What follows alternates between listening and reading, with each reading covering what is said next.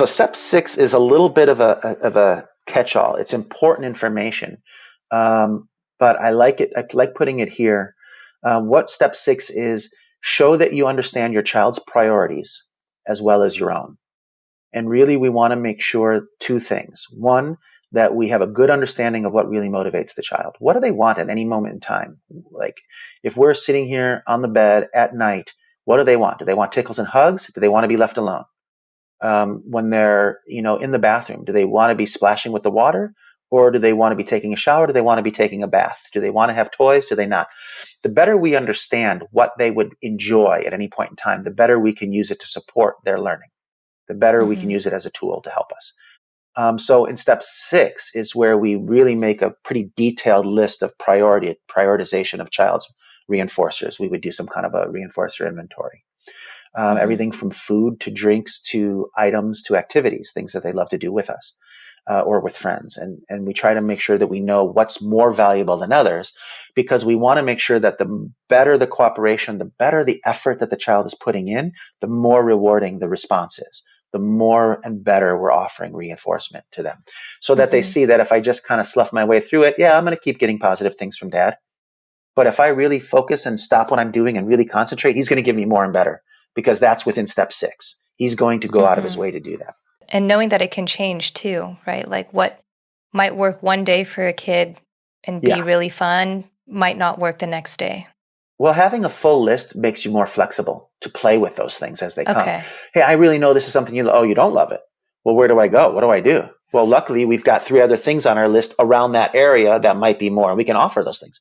Oh, so you don't want to play this? Do you want to do ping pong? Do you want to, what do you, you want to watch TV? Okay, let's watch TV. I don't try to force my reinforcers on a child ever. I always want the teaching to be based upon what the child wants to be doing. What I will do is I'll end an activity at a certain point and say, okay, well, now we're done with this because we've done it for a while and we've had lots of fun with it. And I'm afraid that your desire for it is going to start weaning. And I don't want to keep teaching you through something you're no longer interested in.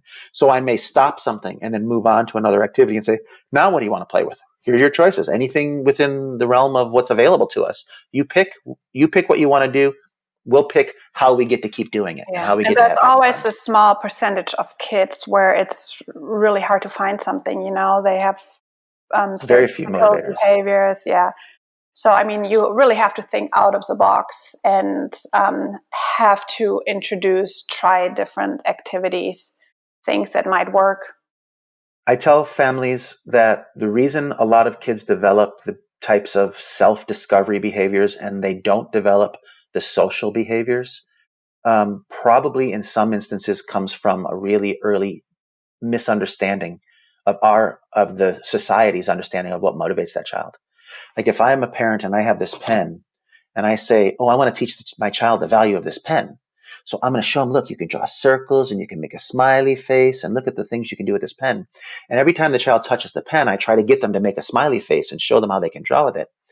The child might not have any interest in that smiley face, might not have any interest in drawing. The pen might not have no value to them under those terms. Yet if I leave the child alone with the pen and they look at it and they try things with it and they do this or they, I like that. They find that they can find their joys in life through self-discovery. And that interaction becomes an impetus to finding what I like. Every time mom and the pen are together, she takes the pen and makes me do things I don't want to do with it. Every time I can get this pen away from mom, I can truly enjoy what the value of the pen is.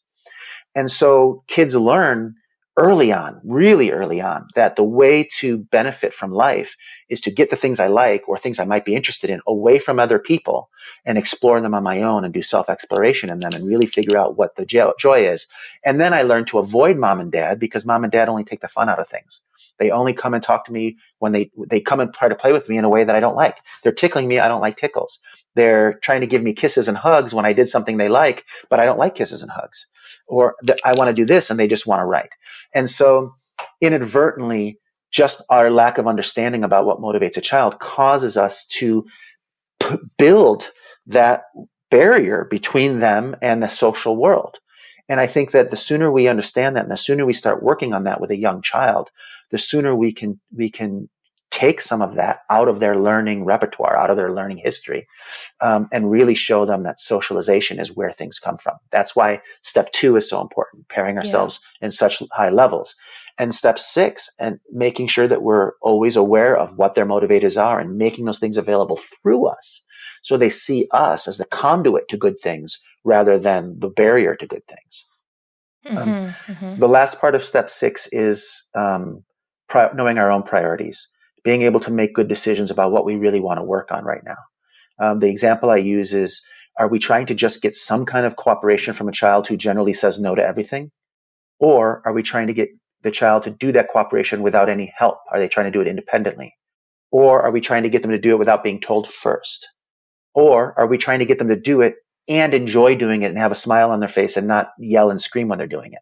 Like, these are all different levels of types of skills that we might be wanting to deal with a child. But if we don't, as a team, know what our priority is, and dad is holding out for this child to do it without crying, but mom is saying, no, you can cry, but I need you to do this, because if you don't do this, then you're not going to be able to do these other things that we've got planned that are all great things for you. We just want the whole team to be on the same page with that. And step 7 is where we make sure that we are. What is our priority in the moment? What do we want to reinforce? What do we not want to reinforce? Yeah. I mean, it can be confusing for the kid also.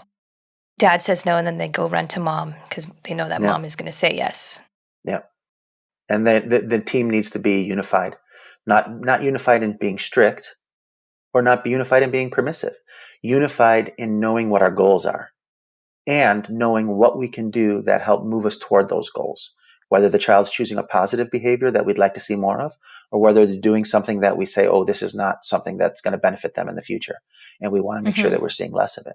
Regardless of what they're doing in the moment, everyone working with them should have the same idea of what it is we want to reinforce, what it is we want to motivate, what it is we want to, suggest or push away from. What is it we want to say no? That kind of behavior is not going to last, is not going to be good for you in school. So if I let you get away with that now, you're going to struggle when you get into the school classroom. So I'm going to make sure that you're not benefiting from that. But as soon as you make this other choice or some other choice that's more meaningful to you, I'm going to make sure that that's really well reinforced for you. You've been watching Autism Knows No Borders. If you like this video, please give it a thumbs up and subscribe to our channel. Also, we'd love to hear from you, so let us know what you think in the comments section. Click here to watch this interview in its entirety. You can also find us on your favorite podcast app. Tune in each week for engaging conversations of how people across the globe are inspiring change and building community. Thanks for watching. Take care.